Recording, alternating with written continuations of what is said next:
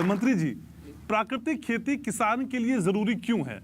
और सबसे बड़ी बात कि ये भ्रम है मन में कि ये मुनाफे का सौदा नहीं है। प्राकृतिक खेती में सब कुछ लगा दूं, घर भी चलाना है भाई, नुकसान हो जाएगा, प्राकृतिक खेती क्यों ऑप्ट करूं? हमारे यहाँ जंगल थे और जंगलों में पशु चुगते थे और वो घर में किसी का कोई चारे का कोई सिस्टम नहीं था, वो प्रकृति से पड़ते थे, सारे जंगल में पशु जाते थे। लेकिन जब फूड प्रॉब्लम आई तो उस देश के अंदर फिर ये प्रयास किया गया भी अनाज ज़्यादा पैदा करें, तो अनाज के साथ साथ फिर खाद आ गया, खाद आता चला गया, उसकी मात्रा बढ़ती चली गई, प्राकृतिक जो सिस्टम था वो ख़त्म होता चला गया खेत का। अच्छा। और खेत में अब हमारे आचार्य जी आपके सामने बोल ही रहे थे, वो प्रकृति का जो जीवाणु थे वो खत्म हो गए, जो कीटाणु थे हमारे यहाँ जो खेती को बढ़ावा देते थे, केंचुआ था प्रकृति से, वो खत्म हो गया खाद से।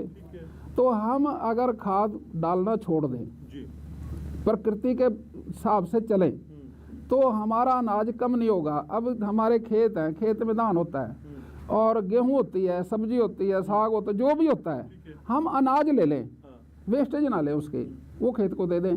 अब खेत आत्मनिर्भर हो जाएगा, आत्मनिर्भर होगा तो वो खाद की मात्रा की जरूरत ही नहीं पड़ेगी।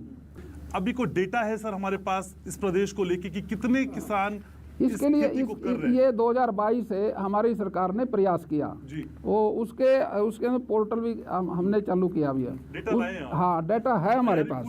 हाँ, वो है अभी जो पोर्टल पर अभी तक 23,776 किसान आए हैं जी। और जमीन जो है 39,423 तो एकड़ अभी इतना शुरू हुआ। लेकिन इसके अलावा भी कुछ हैं और भी हैं। हम अगर इस बात पे विश्वास कर लें, खेत का सामान खेत को दे दें, अनाज लेके पराली को ना जलाएं, खेत को दे दें।